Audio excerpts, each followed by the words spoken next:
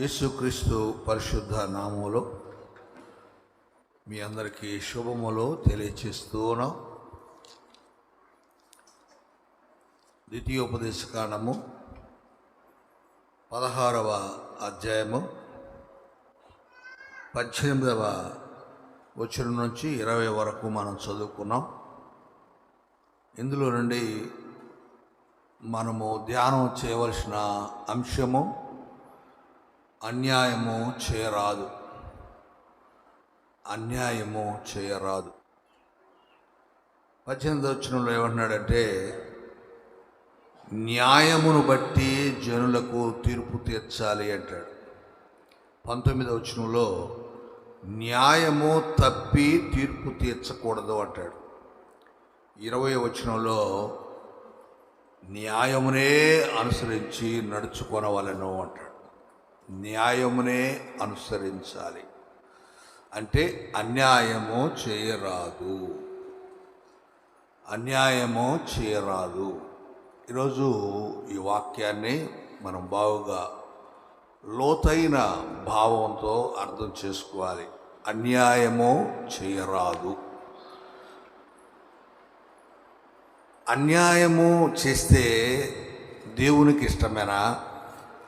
న్యాయము చేస్తే దేవునికి ఇష్టము. న్యాయము అన్యాయము ఏమిటి? అసలు న్యాయం అంటే ఏంటి, అన్యాయం అంటే ఏంటి?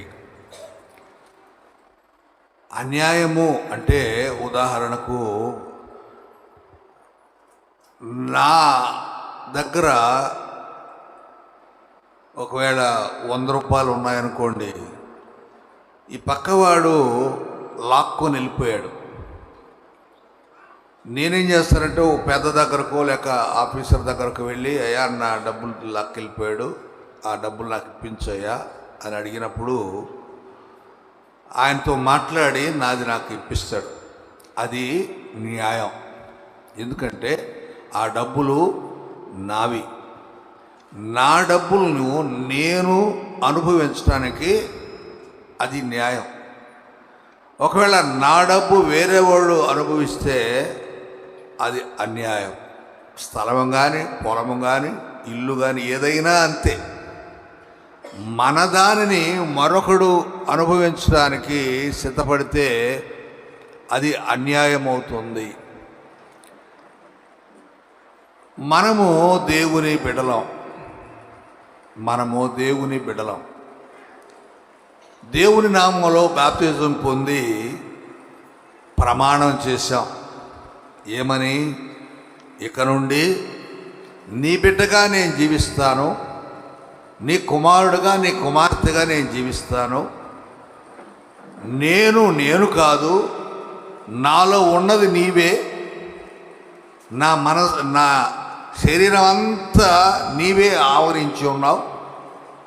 సో నేనే నీవు అని దేవునికి ఒప్పుకున్నాం. మనం ఒప్పుకున్న తర్వాత మనం ఎవరం? ఆయన వారం. ఒకవేళ ఇప్పుడు ఆయన వారంగా కాకుండా మన ఇష్టానుసారమైన జీవితం జీవిస్తూ ఉంటే అది న్యాయమా? ఏమండి? మన ఇష్టానుసారమైన జీవితం మనం జీవిస్తూ ఉంటే అది న్యాయమా? మనము దేవునికి సంబంధించిన వారం. We are belongs to God. ఆయన మనుషులం. నీకు మాకు సంబంధం లేదంటే, ఒక కుమారుడు తండ్రి దగ్గరకు వచ్చి, నువ్వు కన్నావు, పెంచావు, పెద్ద చేసావు కావచ్చు, నాకు రావాల్సింది నాకు ఇచ్చేసి నువ్వు వెళ్ళిపో అన్నాడు అనుకోండి, అది న్యాయమా అన్యాయమా? మరి మనము దేవుని పిల్లలం కదా, ఆయన నామాన్ని విశ్వసించిన వారము కదా. తన్ను ఎందరు అంగీకరించురో వారందరూ కూడా తన పిల్లలు అవ్వడానికి అవకాశం ఇచ్చాడు కదా, అధికారం ఇచ్చాడు కదా. సో మనందరూ we are all children of God కదా. ఇప్పుడు మనం నా ఇష్టానుసారమైన జీవితం నేను జీవిస్తాను, నేను నీ కొడుకును కాదు, నీ కూతురును కాదు అని పక్క వెళ్ళిపోతే అది న్యాయమా? కని పెంచి ఎంత బాధాకరంగా చెప్తారు తెలుసా? నేను కని పెంచి పెద్ద చేస్తే వాడు నన్ను నెట్టేశాడు, గెంటేశాడు, నేను సంపాదించిందంత తీసుకొని నన్ను వీధులకు నెట్టేశాడు. ఎన్ని వింటున్నాం మనం. అది ఇంజస్టిస్, అన్యాయము. అది చేయకూడదు. న్యాయము చేయాలి. దేవునికి మహిమ కలగాలంటే దేవుని బిడలగా మనకి ఇవ్వబడిన దానిని మనం అనుసరిస్తూ న్యాయం చేయాలి. అది మనం ఈరోజు నేర్చుకోవాల్సినటువంటి మాటలు.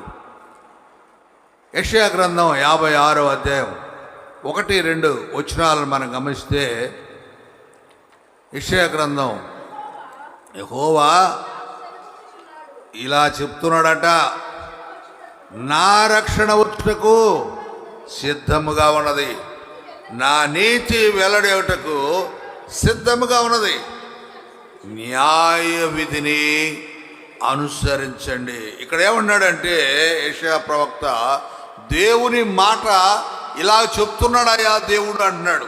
యెహోవా ఇలాగూ సెలవిస్తున్నాడు. ఏమంటున్నాడంటే నా రక్షణ రావడానికి సిద్ధంగా ఉంది. ఎవరు ఆ రక్షణ?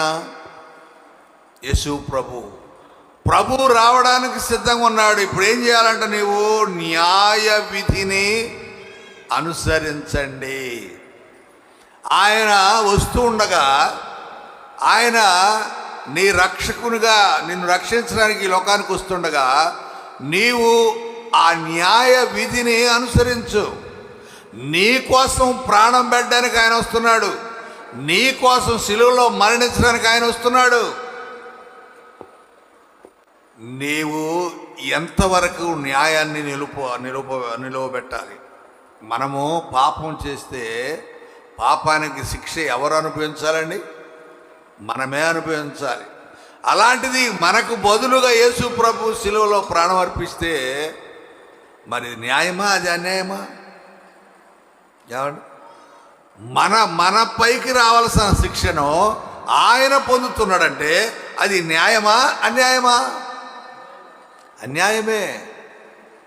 సరే, ఆయనైతే అన్యాయమైనా పర్లేదు, నేను ప్రాణం అర్పిస్తాను మీకోసం అన్నప్పుడు మరి దానికి లాయల్టీ చూపాల్సిన మనము చూపకపోవడం అది న్యాయమా, అన్యాయమా?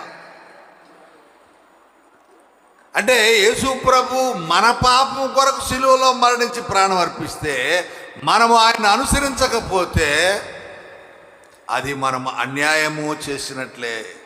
మన కోసం ఆయన ప్రాణం అర్పించాడు కదా. ఆ కృతజ్ఞతాభావము మనం కలిగి ఉండి ఆయన వెంబడించగలిగితే అది న్యాయమవుతుంది. సామెతలు గ్రంథము 21వ అధ్యాయం 3వ వచనంలో ఒక మాట చూద్దాం. సామెతలు 21:3.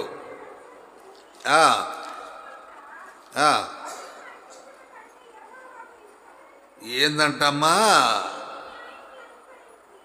నీతి న్యాయములు అనుసరించి నడుచుకొనుట బలులు అర్పించుట కంటే యెహోవాకు ఇష్టం. దేవునికి ఇష్టం అంట. ఏమిటి దేవునికి ఇష్టం అంటే నీతి న్యాయములను అనుసరించడం. అంటే న్యాయాన్ని చేయడం, న్యాయమును అనుసరించడం దేవునికి ఇష్టం అంట. దేనికంటే? బలులు అర్పించుట కంటే. అంటే మనమిచ్చే దశమ భాగముల కంటే, మనమిచ్చే సభ్యత్వ కానుకల కంటే, మనమిచ్చే కృతజ్ఞత కానుకల కంటే న్యాయాన్ని, నీతిని అనుసరిస్తే అది దేవునికి ఇష్టము. న్యాయము అనేది క్రియారూపంలో కనపడుతుంది మనకి. అందుకే యాకోబు భక్తుడు ఏమంటే, నీవు ఎంత చూపినా క్రియ లేకపోతే ఆ విశ్వాసము వ్యర్థము. క్రియా విశ్వాసము అంటే విశ్వాసం నీకున్నప్పుడు క్రియారూపంలో కనపడాలి. నీవు ప్రేమిస్తున్నావు అంటే, ప్రేమను ఇస్తున్నావు అంటే నీవు ఎంతో కొంత నష్టపోతున్నావు అని అర్థం. నీవు ప్రేమిస్తున్నావు, నీ బిడ్డలను ప్రేమించవచ్చు, నీ భర్తను ప్రేమించవచ్చు, నీ భార్యను ప్రేమించవచ్చు, నీ కుటుంబ సభ్యులను ప్రేమించవచ్చు, సంఘ సభ్యులను ప్రేమించవచ్చు, నీ గ్రామంలోని వ్యక్తులను ప్రేమించవచ్చు. నువ్వు ప్రేమించావు అంటే క్రియారూపం వచ్చినప్పుడు ఒక వ్యక్తిని అనుకోండి, ఉదాహరణకు ఒక వ్యక్తిని, ఆ వ్యక్తి నేను ప్రేమిస్తున్నాను అంటే దాని అర్థం ఏంటంటే ఆ వ్యక్తి కోసం నీవు ఎంతో కొంత స్పెండ్ చేయాలి. ఒకవేళ నీవు స్పెండ్ చేయలేదు అంటే ఆ వ్యక్తి ఎడల నీకు ప్రేమ లేదు అని అర్థం. ఇప్పుడు యేసు ప్రభు మన కొరకు శిలువలో తన ప్రాణం అర్పించి తన ప్రేమను వ్యక్తపరిచాడు. డబ్బు కాదు ఆయన ఇచ్చింది, ఆస్తి కాదు, సంపద కాదు, వీటన్నిటికంటే విలువైనది ప్రాణం. ఆ ప్రాణాన్నే యేసు ప్రభు మన కొరకు ఇచ్చాడు. మరి లాయల్టీ కలిగి ఉండాలా లేదా ఆ విషయాన్ని మనం గుర్తు చేసుకోవాలి. ఏమంటాడంటే ఇక్కడ నీవు అర్పించే అర్పణల కంటే దేవునికి ఇష్టమైంది ఏంటంటే నీతిని న్యాయాన్ని జరిగించడం, అంటే క్రియారూపంలో న్యాయము చూపడం అనే విషయాన్ని ఇక్కడ మనం గుర్తు చేసుకోవాల్సింది. లూకా సువార్తలో 1వ అధ్యాయములో 6వ వచనంలో ఒక మాట చూస్తే, లూకా సువార్త వీరిద్దరూ ప్రభు యొక్క సకలమైన ఆజ్ఞల చొప్పునను న్యాయ విధుల చొప్పునను నిరపరాధులుగా నడుచుకొనుచు దేవుని దృష్టికి నీతిమంతులై ఉండిరి. ఎవరంట వాళ్ళిద్దరూ?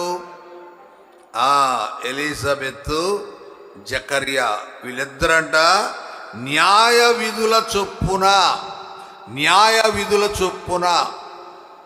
అంటే న్యాయ రూపంలో ఎలాంటి విధులు ఉన్నాయో ఆ విధులు తప్పడం లేదు. ఏది న్యాయమో గుర్తెరిగి ఆజ్ఞల చొప్పున నిరపరాధులుగా, అంటే వారి ప్రవర్తనలో ఎక్కడ కూడా అన్యాయం కనపడలేదు, అక్రమం కనపడలేదు, అవిధేయత కనపడలేదు.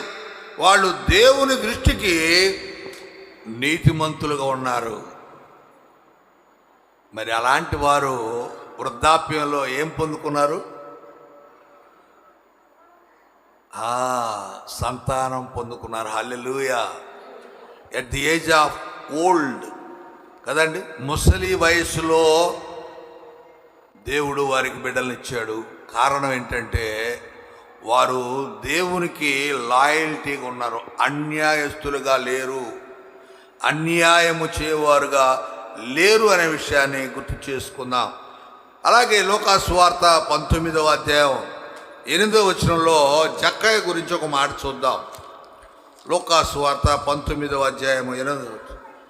జక్కయ్య నిలువబడి, ఇదిగో ప్రభువా, నా ఆస్తిలో సగము పేదలకు ఇచ్చున్నాను.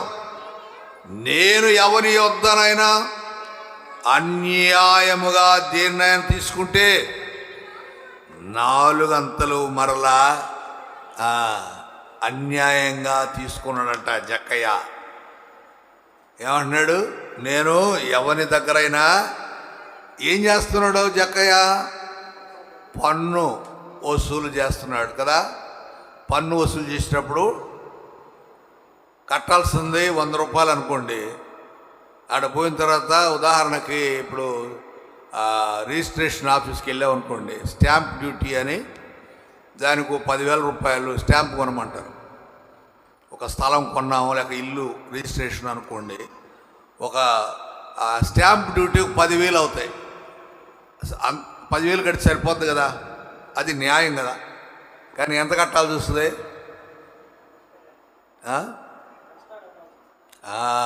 ఎక్స్ట్రా ఇంకొక 10 లేక 20. మొన్నటి దినాన మా అబ్బాయికి ఆయన ఎప్పుడు 8 ఏళ్ల క్రితం కొన్న ఒక ఇల్లు ఉంటే ఆ ఇల్లు కాంట్రవర్సీలో ఉంది, ఎండోన్మెంట్లో ఉంది అని చెప్పి దాన్ని రిజిస్ట్రేషన్ చేయడంలా అందుకని ఈయన దానికి కట్టాల్సిన ఈఎంఐ కట్టకుండా అది మనకు వద్దు అని చెప్పి ఎట్లకైనా వదిలేద్దాం అని చెప్పి సరే వేరే పార్టీని మాట్లాడాడు, సేల్ చేసాడు, బ్యాంకులో లోన్ కట్టి అయిపోయింది. ఇప్పుడు దాన్ని రిజిస్ట్రేషన్ చేయాలంటే రిజిస్టర్ ఆఫీస్కి వెళితే ఆయన అన్నాడు, రిజిస్ట్రారు, అయ్యా ఇది చుక్కల భూమి, చేయడానికి కుదరదు, మేము చేయము అన్నాడు. ఇక పక్క నుండి గీరి ఒక 50 ఇస్తాం కానీ అంటే మధ్యాహ్నం రండి ఆలోచన చేద్దాం అన్నాడు. మధ్యాహ్నం పోతే ఎవరు చెప్పారో ఏమో భయపడ్డాడు. భయపడి ఆయన అన్నాడు, ఇప్పుడు కాదులే, స్ట్రైక్లో ఉన్నారు వీళ్ళు, తర్వాత ఆలోచన చేద్దాం పోండి అని పంపించాడు. తర్వాత మళ్ళీ ఎంక్వైరీలో చేస్తే అతను సలహా ఇచ్చాడంట, రిజిస్ట్రార్ గారు లేనప్పుడు ఇన్ఛార్జ్ ఇస్తారు, ఆడ ఉన్న సూపర్వైజర్ ఎవరో ఉంటారంట, ఆయనకి అవకాశం ఇస్తారు, ఆయన చేస్తాడు, నువ్విచ్చే 50 కలిపి ఇంకొక 25 కలిపి 75 రిజిస్ట్రార్కి 50 ఇచ్చేసి ఈయన ఒక 25 తీసుకుంటాడు, అయిపోద్ది. ఏంటది? అన్యాయం. న్యాయంగా ఆ రోజున బ్యాంకు లోన్ ఇచ్చేటప్పుడు ఆ లీగల్ ఒపీనియన్ తీసుకుంటారు కదా, ఆ రోజు అవి సుక్కల భూమి కాదు, ఎండోమెంట్ భూమి కాదు అది.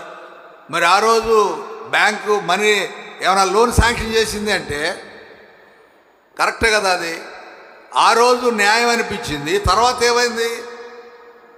సో కట్టేటప్పుడు ఇచ్చేటప్పుడు మనం చేయాల్సిన 10,000 కట్టాల్సి ఉంటే 10కి 20 కడుతున్నాం, అది అన్యాయం.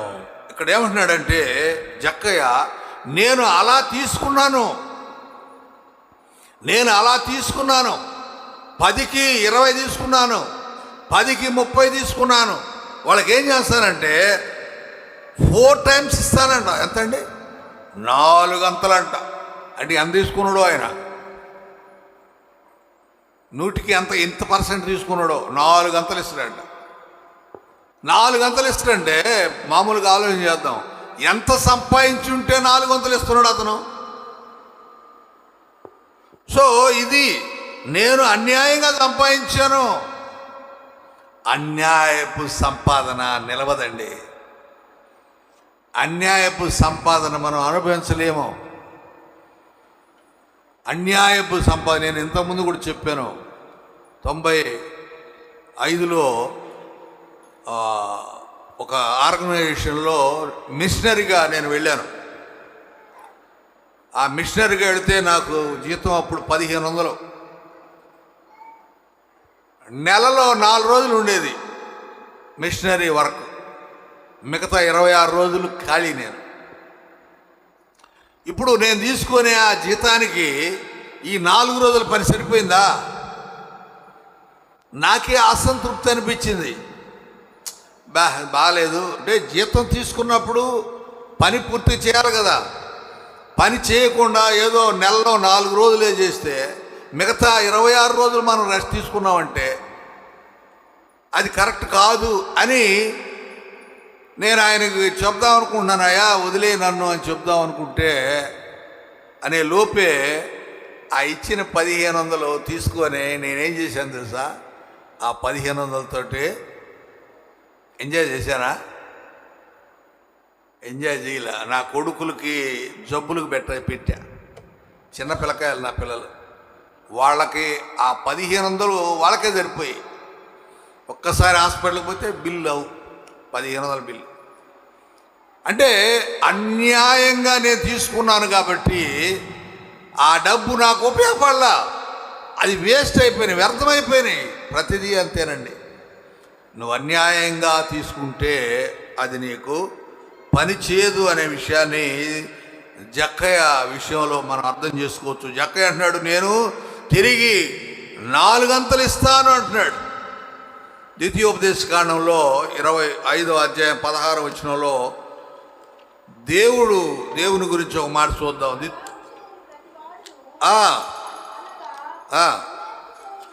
అన్యాయము చేయు ప్రతివాడును ఏమండి, అన్యాయము చేయు ప్రతివాడంటే దేవునికి హేయుడు. ఏమండి, హేయుడు అంటే దేవుడికి ఇష్టం లేదు. అన్యాయం చేస్తే దేవునికి ఇష్టం లేదండి. దయచేసి గమనించండి. మనము దేవునికి లాయల్టీగా ఉండాలి, దేవుని బిడలుగా మనం ఉండాలి, విశ్వాసులుగా ఉండాలి, భక్తి కలిగిన వారుగా ఉండాలి, దేవుని బిడలుగా ఉండాలి. అలా ఉండకపోతే అది అన్యాయం అవుతుంది. అన్యాయస్తులు దేవునికి హేయులు. ఆయన అంటాడు, ఉమ్మి వేసేస్తానంటాడు, ఉమ్మి వేయనుద్దేశించుచున్నాను అంటాడు ప్రకటన గ్రంథంలో. అంటే ఊసేస్తా ఠూ అంట. అంటే నీవు నాకు అక్కర్లేదు, నా నోట్లో ఉన్నావు నువ్వు, నేను ఊసేస్తాను. ఈ మాటలు మనం అర్థం చేసుకోవాల్సి ఉన్నది. కొరింథీయులకు రాసిన మొదటి పత్రిక 6వ అధ్యాయం 9 నుండి మరికొన్ని మాటలు చూస్తే చాలా ఆశ్చర్యం అనిపిస్తుంది. ఈ మాటలు మనం చదువుతుంటే, అన్యాయస్తులు దేవుని రాజ్యమునకు వారసులు కానేరరు. ఏమండి, అన్యాయస్తులట దేవుని రాజ్యమునకు వారసులు కారట. అంటే అన్యాయస్తులు, వారు దేవుని రాజ్యమునకు దేవుని రాజ్యానికి వారు వెళ్ళలేరు, దేవుని రాజ్యములో వారు ఉండలేరు, దేవుని రాజ్యానికి వారు ఎంట్రన్స్ లేదు వాళ్ళకి. మనం గమనించాల్సిన విషయము, దేవుని రాజ్యంలోకి వెళ్ళాల్సిన అవసరత ఉన్నది.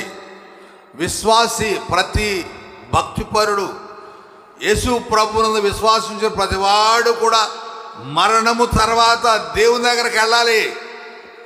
అదే మన అల్టిమేట్ గోల్. ఈ జీవితంలో ఈ లోకంలో ఎంత జీవితం మనం జీవించినా చివరికి వెళ్ళాల్సింది ఆయన రాజ్యంలోనికి.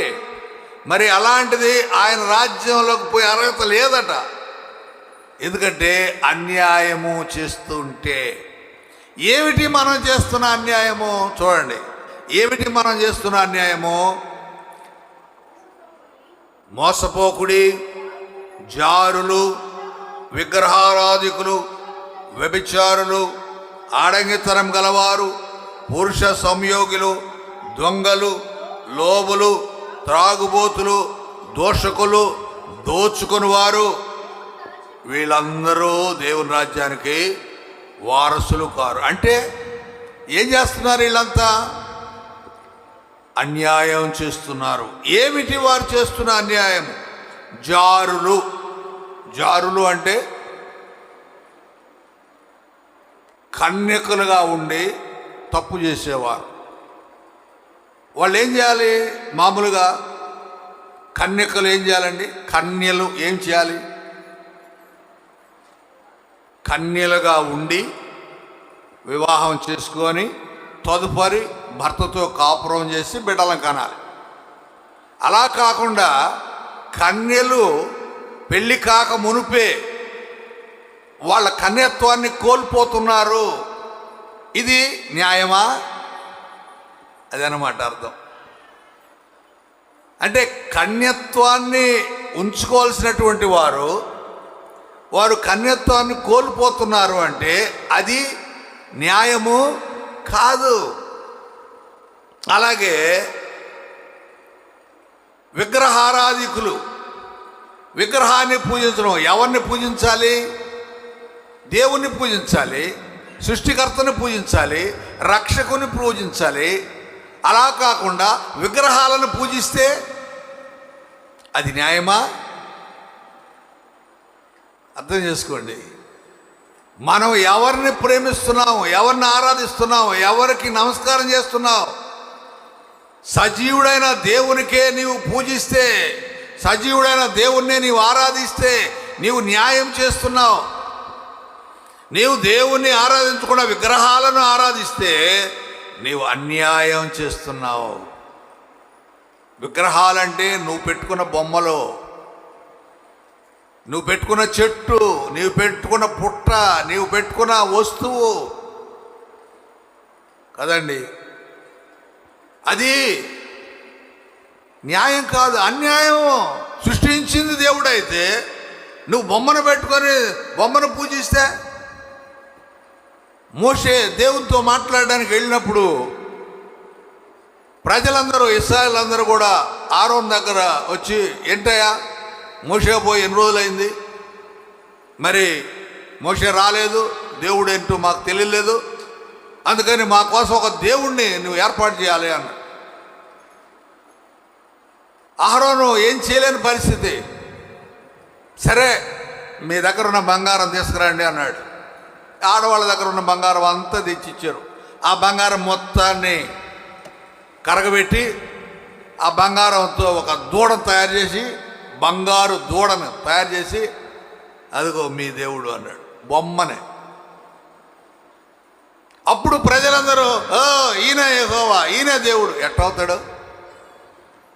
దేవుణ్ణి విడిచిపెట్టి ఒక తండ్రి బిడ్డను కన్న తండ్రి ఆడుంటే, వాడు కాదు మా నాన్న ఈడు అని వేరేవాడిని చూపిస్తే అది కరెక్టా? అది న్యాయమా? కన్నది నేనైతే నన్ను తండ్రి అనకుండా ఇంకొకటి తండ్రి అంటే అదేనమాట. ఇప్పుడు దేవుడు ఉండగా దేవుని పేరట మీ బంగారంతో తయారు చేయబడినటువంటి వస్తువును, బొమ్మను పెట్టుకొని మీరు పూజిస్తున్నారంటే, మీరు విగ్రహారాధన చేస్తున్నారంటే మీరు అన్యాయము చేస్తున్నారు. నీవు దేవుణ్ణి ఆరాధించకుండా విగ్రహాన్ని ఆరాధిస్తున్నావు. అది అన్యాయం కాదా?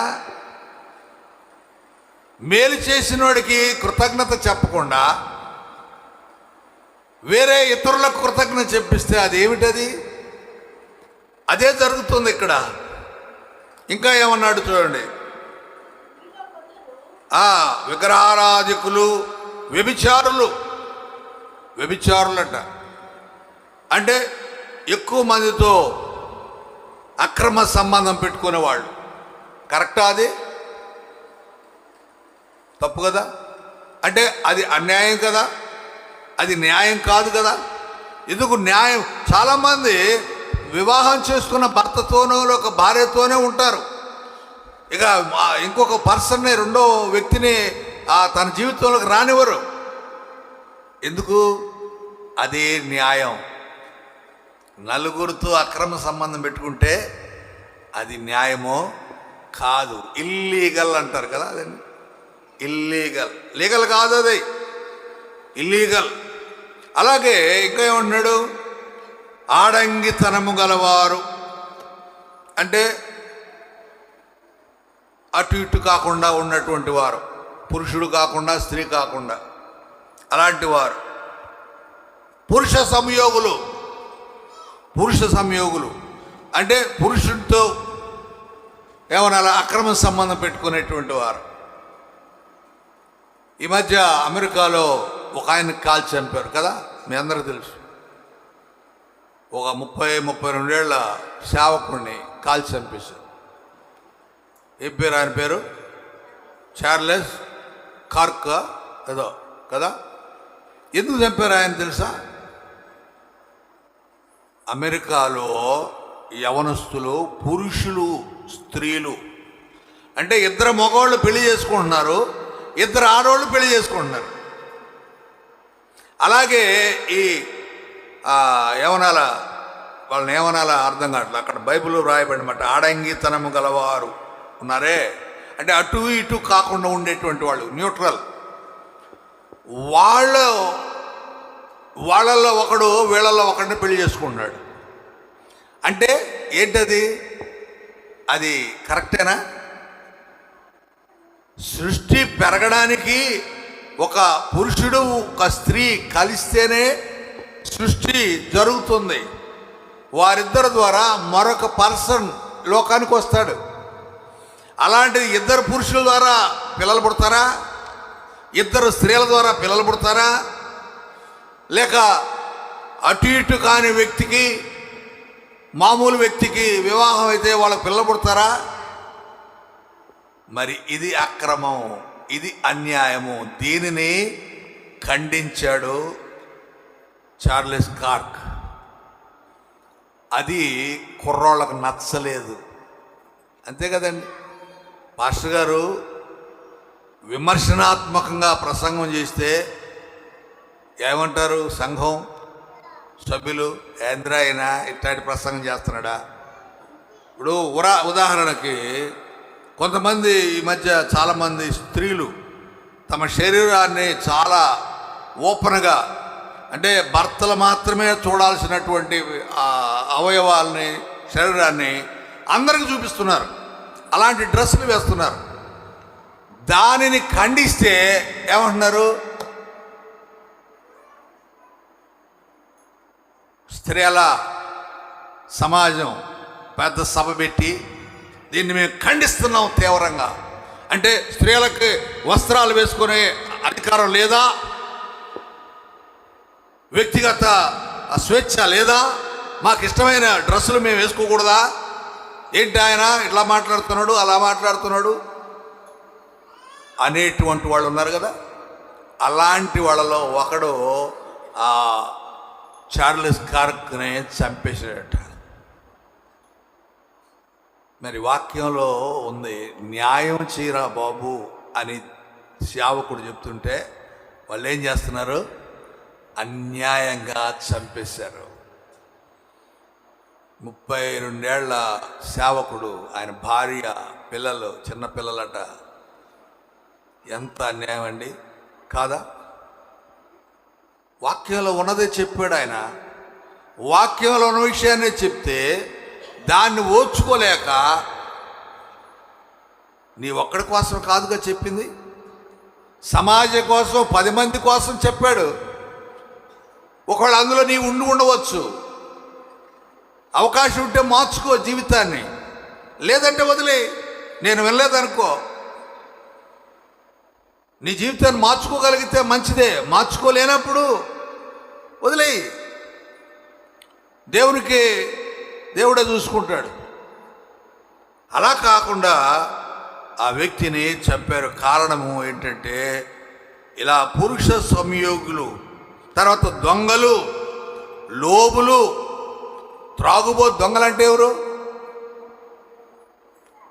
వేరే వాళ్ళ వస్తువులను, డబ్బుని తెలియకుండా చాటుగా తీసుకునేవాళ్ళు, దోచుకునేవాళ్ళు దొంగలు. అంటే వేరే వాళ్ళ సొమ్మును అనుభవించేవాళ్ళు అండి. ఇది న్యాయం? అది వేరే వాళ్ళ సొమ్మును, వేరే వాళ్ళ స్వాస్థ్యాన్ని, వేరే వాళ్ళ ఆస్తిని, వేరే వాళ్ళ సంపదని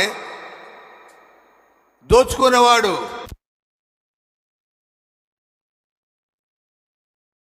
ఆ భోజనాన్ని నేను తినాలి కదండి. నాకు ప్లేట్ తెచ్చిపెట్టారు తినాలని, నేను తినడానికి సిద్ధపడే లోపల ఇంకొకటి తీసుకెళ్ళిపోతే అదేంటది? నేను తినాల్సిన అన్నాను ఇంకోటి తీసుకుపోయి తింటే అది న్యాయమా? సో ఇలా అన్నమాట, ఆలోచన చేయాల్సింది. మరి అలాగూ దొంగలు, దోచుకునేవారు, లోబులంట. లోబులు అంటే పిసినారి, ఏదో అంటారు పెద్దలు, ఎంగిలి చేత్తో కాకిని దోలరంట. ఏమి ఎంగిలి చేత్తో కాకిని దోలరంట. ఇట్లా షూ అటు దోలాలి. ఇటు దోలితే ఏమవుతుంది? చేతిలో ఉన్న మెతుకులు దానికి వెళ్ళిపోతాయి, ఆ కాకి వచ్చి దాన్ని అందుకుని వెళ్ళిపోతుంది. అవునా? వాస్తవానికి ఆలోచన చేయండి. అసలు వీళ్ళు షూ అన్న కాకి వెళ్ళిపోద్ది కదా, మెతుకులాడబడ్డా తీసుకెళ్తుందా? అది తీసుకుపోదు. అంటే అంత స్ట్రిక్ట్గా ఉన్నాడు లోబి. అదనమాట. అది అన్యాయమే, అది అన్యాయమే. ఇంకా త్రాగుబోతులు అంటే ఏంటి అర్థం? త్రాగుబోతులు అంటే ఓవర్గా డ్రింక్ చేసేవాళ్ళు, ఎక్కువగా త్రాగుబోతులు అంటే ఎక్కువగా తాగేవాళ్ళు. ఏమవుద్ది అలా ఎక్కువగా తాగినందువల్ల? శరీరం పాడైపోద్ది, విశ్వాసం దెబ్బతింటది, దేవునికి లెక్క చెప్పాలా చెప్పలేము. సో దురలవాటు ఎక్కువగా తాగడం, దూషకులు, దూషించేవాళ్ళు, దోచుకునేవారు, ఇవన్నీ కూడా అన్యాయము చేయటానికి ఇవన్నీ కారణాలుగా కనపడుతున్నాయి. కనుక మనం ఏం చేయాలంటే న్యాయమునే జరిగించాలి, అన్యాయము చేయరాదు అనే సత్యాన్ని జ్ఞాపకం చేసుకోవాలి. సామెతలు 11:1 ఒక మాట వ్రాయబడింది. సామెతలు 11వ అధ్యాయం 1వ వచనం. దొంగ త్రాసు అంట. తూకం వేస్తారు కదా, తూకం వేసిన వాళ్ళు ఇప్పుడు చేపలు అమ్ముతూ ఉంటారు ఇళ్ళకు వచ్చి.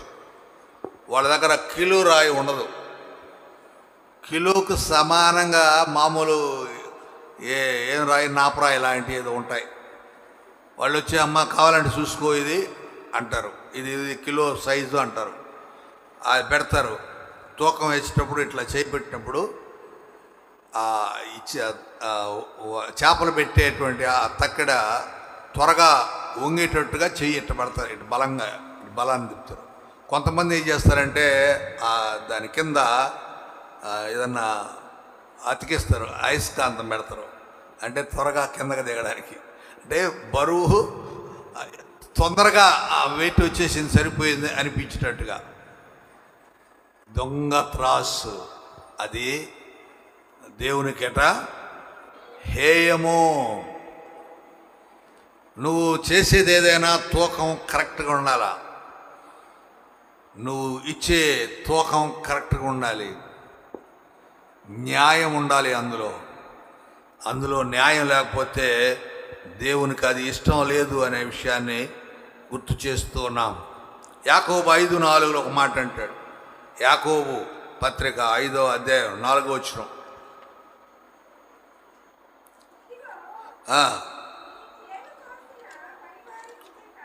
చేను కోసిన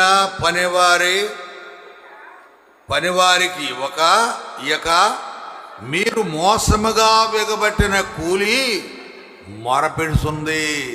కూలి అట మొరపెడుతుందంట. కూలి అంటే పనివాడు పని చేస్తే పని చేసినందుకు అతనికి ఏమొస్తుంది? కూలీ డబ్బులు ఇవ్వాల కదా. పని చేసినందుకు, ఒకవేళ అది బేల్దారి పని కావచ్చు, అది ఏదైనా ఒక కూలీ పని కావచ్చు. ఆ పనికి మనం 400కు అని మాట్లాడుకున్నాం, లేక 100 రూపాయలకు అని మాట్లాడినప్పుడు వాళ్ళు వచ్చి పని చేస్తే వాళ్ళకి ఆ డబ్బులు ఇచ్చి పంపించాలి.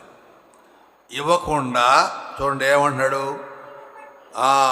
మీరు మోసముగా పనివారికి, చేలు కోసిన పనివారికి నీవు కూలి బిగబడితే, అంటే రేపిస్తాను పో, ఎల్లుండిస్తాను పో, 10 రోజుల తరతరా, 20 రోజుల తరతరా. కొంతమందికి ఇలా జరుగుతూనే ఉంటుంది. ఏ రోజు ఆ రోజు రాదు. జీతాలు కూడా మనం గమనిస్తున్నా. ఈ నెలలో జీతాలు పడ్డాయా, ఈ నెలలో పెన్షన్ పడ్డాయండి, ఇలా అడుగుతున్నారు. ఎందుకని? అవి క్రమంగా పడడం లేదు. మా 3 నెలలు అయిందండి మాకు జీతాలు రాక, పెన్షన్ పడక 2 నెలలు అయిందండి. కొన్ని అయితే అన్అఫీషియల్ ఎంప్లాయ్మెంట్ ఉంటాయి కదా, వాళ్ళదైతే అసలు జీతాలా బిల్లు కూడా పెట్టలేదు. ఇంకా 4 నెలలు 5 నెలలు అయింది. ఎప్పుడో ఒకసారి వస్తాయి. ఈ అంగన్వాడీ వాళ్ళకి అలా వస్తాయి అనుకుంటా కదా. ఇంతకుముందు ఇప్పుడు బాగా వస్తున్నట్టున్నాయి. మొత్తానికి అంటే ఇలా మనకు ఇవ్వాల్సినటువంటి కూలీ ఇవ్వడం లేదంటే అది అన్యాయం. ఆ కూలీ అంట దేవునికి మొరపెడుతుందంట. దేవా,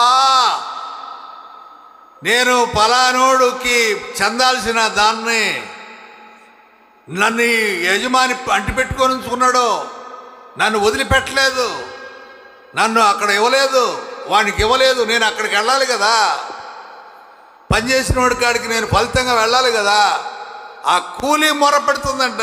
ఎంత దౌర్భాగ్యం అండి. కూలి తీసుకోవాల్సిన వాడు కాదు మొరపెడుతుంది, కూలి తీసుకోవాల్సిన వాడు కాదు. ఏమండి, కూలి బిగబట్టిన కూలి ఆపిన ఆ కూలి డబ్బులు అవి మొరపెడుతున్నాయంట. గమనించండి ఈ మాటలు. నిర్గమకాండం 23వ అధ్యాయం 6వ వచనం ఒక మాట చూద్దాం. నిర్గమకాండం 23వ అధ్యాయం 6వ వచనం. దరిద్రుని వ్యాజ్యములో న్యాయము విడిచి, దరిద్రుడు అంటే పేదవాడు ఏమీ లేనివాడు, అలాంటి వాని వివాదం ఏదైనా ఉంటే వాడి న్యాయము విడిచి తీర్పు తీర్చకూడదు అంటాడు. న్యాయము అంటే న్యాయము చేయండి. వాడు పేదవాడని, వాడు పనికిమాలిన వాడని, వాడు దౌర్భాగ్యుడని, వాడు తక్కువ వాడని వాడిని చిన్న చూపు చూడొద్దు. అంతే కదండి. ఇప్పుడు మంచి డ్రెస్ వేసుకొని చూడడానికి బిల్డప్ బాగుండి పోయావనుకో, ఎక్కడికి పోయినా సార్ ఏం కావాలి సార్ అంటారు. అదే డ్రెస్ బాగలేక ఏదో పేదవాళ్ళలాగా కనపడిపోయావనుకో, యాడికి వచ్చావు, ముందు అదలుపు, ఇట్లా అంటున్నారు సమాజం కాదా? అవును, చాలామంది చాలా చోట్ల నువ్వు బ్యాంకుకి పోయినా ఏదైనా ఆఫీసులకు వెళ్ళినా మర్యాద లేనే లేదు. వస్త్రధారణ చూసి మర్యాద ఇస్తున్నారు, వేషధారణ చూసి మర్యాద ఇస్తున్నారు, అపిరెన్స్ చూసి మర్యాద ఇస్తున్నారు. ఏమిటది? అది క్రమమేనా? కనుక దరిద్రుడి విషయంలో, పేదవాడి విషయంలో న్యాయము తిప్పి లేక తప్పించి తీర్పు తీర్చకూడదు అనే విషయాన్ని జ్ఞాపకం చేస్తూ ఉన్నాం. రాజులు మొదటి గ్రంథం 21వ అధ్యాయం 15వ వచనంలో ఒక వ్యక్తిని మనం చూస్తాం.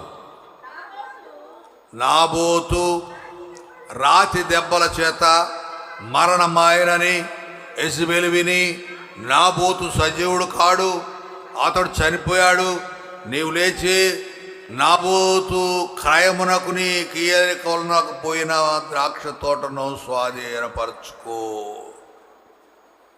ఈ స్టోరీ మనకు తెలిసిందే. నాబోతు పేదవాడు, చిన్నవాడు, చిన్న తోట ఉంది ఆయనకి.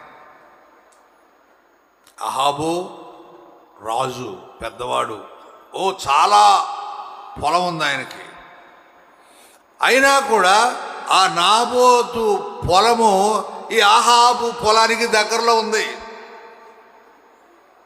రాజు అంటున్నాడు, నాబోతుని అడిగాడు, అయ్యా నీ దగ్గర ఉన్న పొలం నాకు ఇవ్వు, నీకు కావాల్సిన వేరే పొలం నేను ఇస్తాను అన్నాడు. న్యాయమే అడిగాడు అహాబు. నాబోతు ఏమన్నాడంటే, లేదు మా పితరుల ద్వారా వచ్చింది అది, నేను అమ్మను నీకు, నాకు ఆ స్థలమే కావాలి అన్నాడు. ఇంకా ఈయన రాజు కదా, బొంగమూతి పెట్టుకొని అలిగిపోయి ఇంట్లో గమ్మును పండుకున్నాడు, అన్నం తినకుండా, టీలు కాఫీలు తాగకుండా కదా. అలిగాడు. అలిగి ఏడుస్తూ ఉంటే భార్య వచ్చింది, చూసింది. ఏమంటే రాజుగారు ఏంటి అలా ఉన్నారు, నీకేం తెలుసు నా బాధ? ఏందయ్యా నీ బాధ? పొలము నాబోతుగాడు ఈయన అంటున్నాడు. అంతేనా, నేను మాట్లాడతాలే, లే అన్నదిను, లే కూర్చో. దానికి నువ్వు రాజు, నువ్వేందా అలిగేదా? నువ్వేంది అలిగేదే? రాజు నువ్వు, యువర్ ద కింగ్, నువ్వేంది అలిగేదే?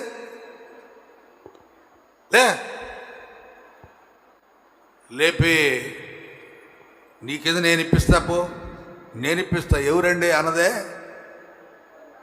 భార్య. ఎలా ఇప్పిస్తుంది? అన్యాయము ద్వారా. వాడు ఈయన అంటున్నాడు, స్థలం వల్ల వాడు ఈయన అంటుంటే నీవు ఎట్ట ఇప్పిస్తావు? నువ్వు ఇద్దరు మనుషులను పెట్టింది అబద్ధ సాక్ష్యం చెప్పడానికి. వాళ్ళు వచ్చి ఈయన ఇదిగో తప్పు చేసాడు అని పెద్దల ఎదురు పెట్టి రాళ్లతో కొట్టి చంపించేసి చచ్చిపోయాడు నాబోతు.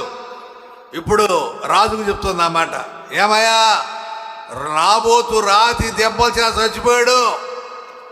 నీ వెళ్ళి ఆ స్థలాన్ని ఆక్రమించుకో. ఏమండి, న్యాయమా? న్యాయమా అది? అన్యాయము చేసినవాడు దేవుని రాజ్యమునకు వారసుడు కాడు. నాబోతు ఎలా చనిపోయాడు అలాగే మీరు చనిపోతారు. అహాబు పోయాడు, యెజెబెలు పోయారు. వాళ్ళు ఏమైనా సంపాదించారా? సంపాదించిన పొలం ఏమన్నా నాబోతు కాడిని తీసుకుని పొలాన్ని వాళ్ళు అనుభవించారా? లేదు, అనుభవించలేరు. ఎందుకంటే వాళ్ళు అన్యాయమే చేశారు అనే విషయాన్ని నేను గుర్తు చేస్తూ ఉన్నాను. మత్తయి సువార్త 27వ అధ్యాయం 26 వచ్చు, 27, 26 మత్తయి.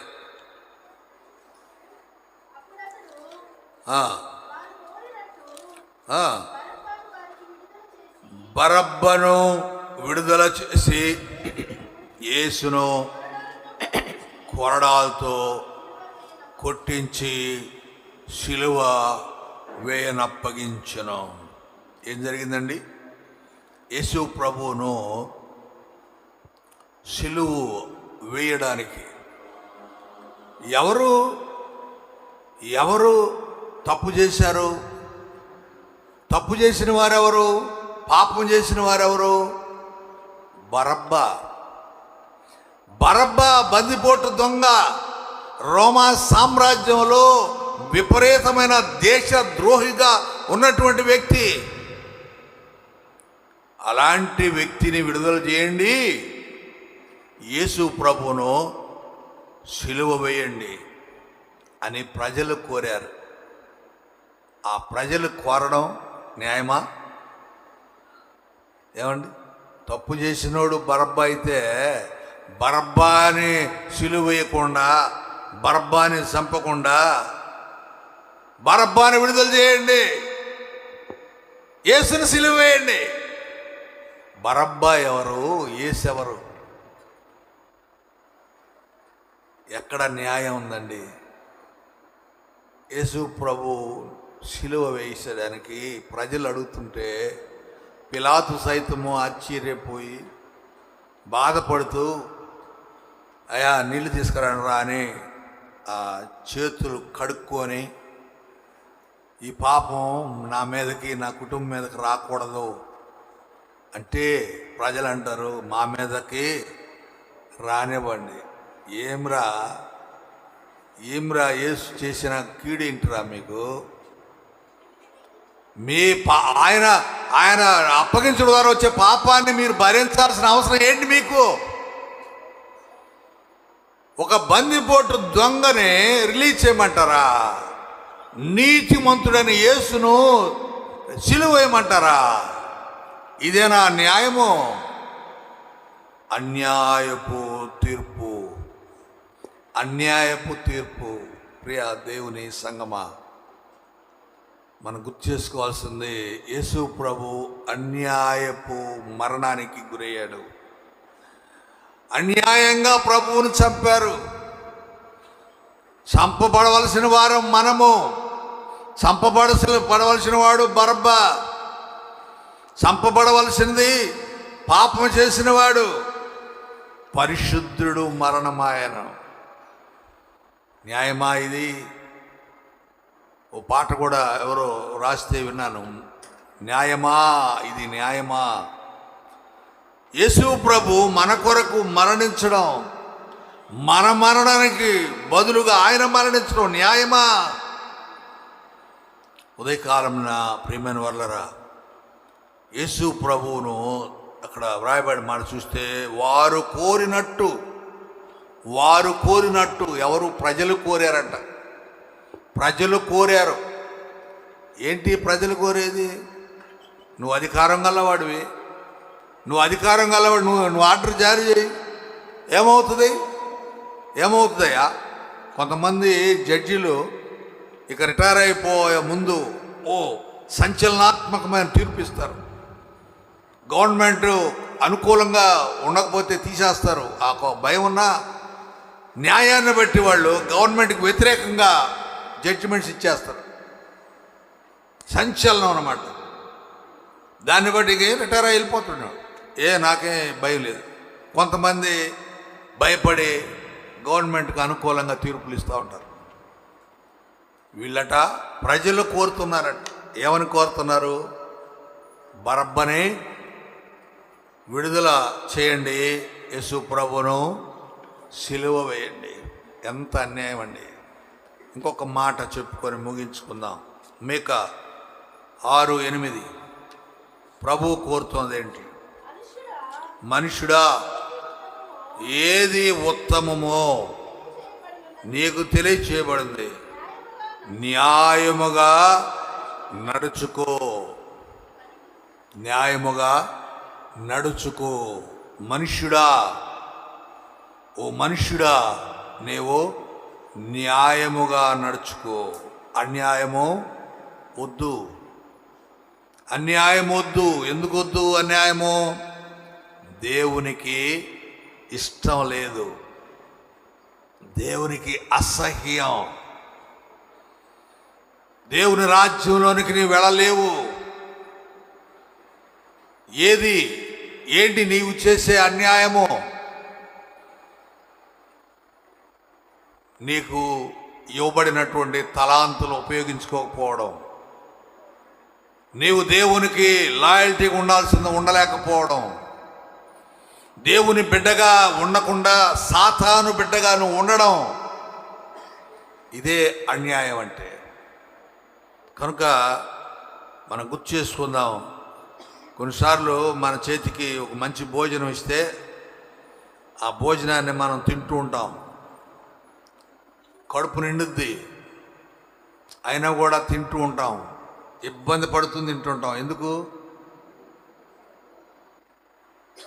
ఎందుకండి? దాని మీద ఇష్టమయ్యా? కొంతమంది అంటారు పెట్టిన దానికి న్యాయం చేయాలి అని. అంటే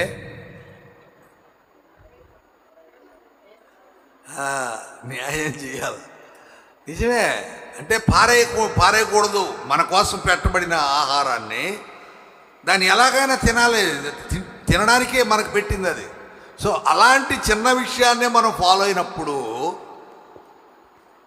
మరి దేవుని బిడ్డలుగా ఉండాల్సిన మనము సాతాను బిడ్డలుగా ఉంటే అది న్యాయమా? దేవునికి విధేయులుగా ఉండాల్సిన వాళ్ళము దేవుని మీద తిరుగుబాటు చేస్తే అది న్యాయమా? దేవుని నామాన్ని ధరించుకున్న మనము సాతాను క్రియలు చేస్తుంటే అది న్యాయమా? యేసు అంటే రక్షకుడు అని అర్థం. రక్షకుడు, రక్షణ. అందుకే ఆయన మానవాళికి రక్షణ ఇచ్చాడు. అలా క్రైస్తవుడు అంటే క్రీస్తుతో సంబంధం కలిగిన వాడు అని. మరి క్రీస్తుతో సంబంధం కాకుండా సాతానుతో సంబంధం కలిగింటే అది న్యాయమా? దేవుని వాక్యాన్ని ముగిస్తున్నాను.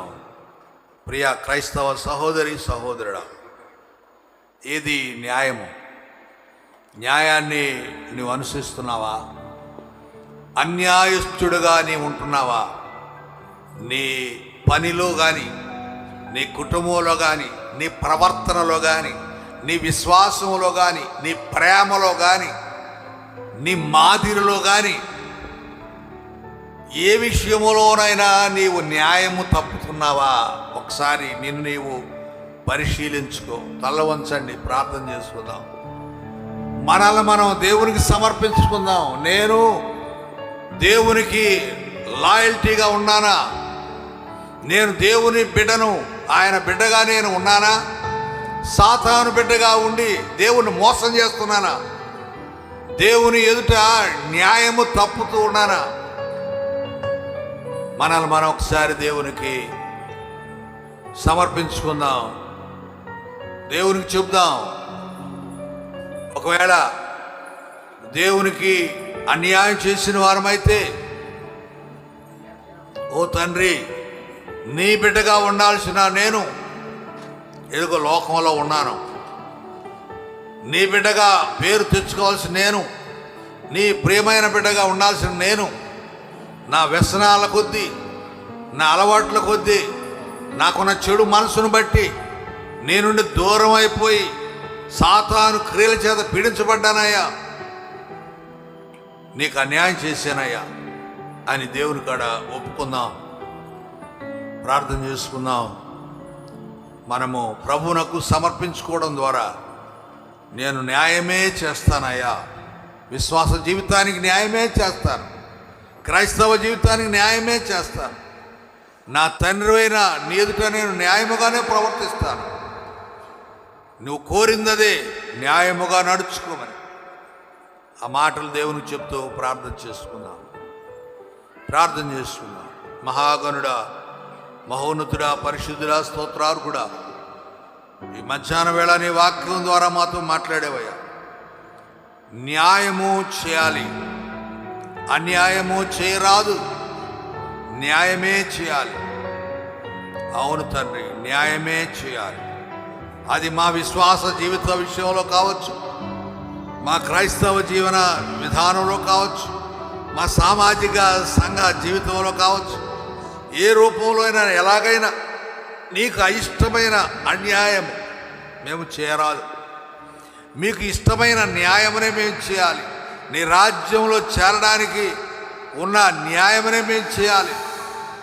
ఇవన్నీ మేము అనుసరించి మీ మాట మేరకు మేము ముందుకు నడవాల్సి ఉన్నది ప్రభువా. అలాగూ మమ్మను ఆశీర్వదించమని మమ్మల్ని అందరినీ కూడా మీ చేతులకు అప్పగించుకుంటూ వర్తమానాన్ని బట్టి వందనాలు చెల్లిస్తూ యేసు ప్రభు పరిశుద్ధ నామమున ప్రార్థిస్తున్నాము తండ్రి. ఆమేన్.